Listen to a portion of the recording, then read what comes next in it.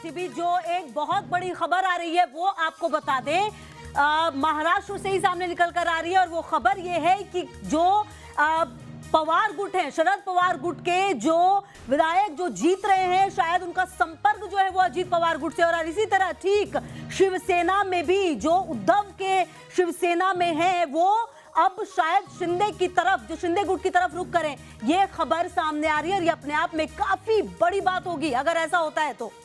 देवेंद्र फडणवीस का पोस्ट और इन शब्दों के मायने को समझना होगा। एक है तो सेफ है, देवेंद्र फडणवीस ने लिखा, यानी कि ये नारा जो प्रधानमंत्री नरेंद्र मोदी ने दिया। मोदी है तो मुमकिन है, ये देवेंद्र फडणवीस ने लिखा है। महाराष्ट्र में बड़ी जीत पर देवेंद्र फडणवीस का पोस्ट सामने आया है। एक है तो सेफ है, दोनों ही बातें प्रधानमंत्री नरेंद्र मोदी के लिए लिखी गई। पहला मोदी है तो मुमकिन है, दूसरा एक है तो सेफ है। ये वही नारा जो प्रधानमंत्री नरेंद्र मोदी ने दिया, यानी कि देवेंद्र फडणवीस की ओर से शीर्ष नेतृत्व को इस पूरे जीत का श्रेय दिया जा रहा है। दूसरी ओर एकनाथ शिंदे की ओर से इस पूरी जीत का श्रेय अपने जो टर्म की सरकार रही, जिसने तमाम योजनाएं दी, तमाम विकास के काम किए, उसको दिया जा रहा है। अजीत पवार की ओर से अभी बयान आना बाकी है कि उनकी ओर से क्या कुछ बयान दिया जाता है। लेकिन इन तमाम आंकड़े और तस्वीरों के बीच अगर ये खबर सामने आती है कि एनसीपी शरद गुट के विधायक, उनके नेता एनसीपी अजीत पवार के संपर्क में हैं, तो आने वाले वक्त में क्या पूरी तरीके से शरद पवार की पार्टी खत्म होती हुई नजर आएगी? क्या पूरी तरीके से अजीत पवार की पार्टी में शामिल होते हुए लोग आएंगे? ये बड़ा सवाल है।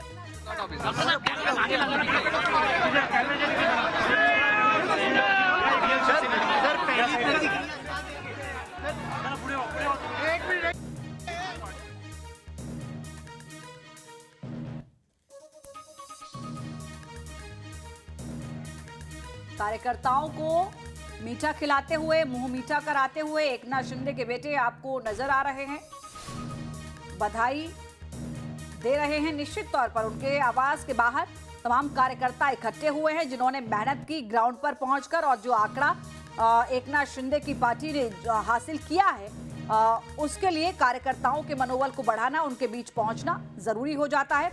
25 नवंबर को चुना जाएगा विधायक दल का नेता। 26 नवंबर को महाराष्ट्र में शपथ ग्रहण होगा। सूत्रों के हवाले से यह बड़ी खबर आ रही है क्योंकि 26 तारीख को ही कार्यकाल खत्म हो रहा है इस सरकार का।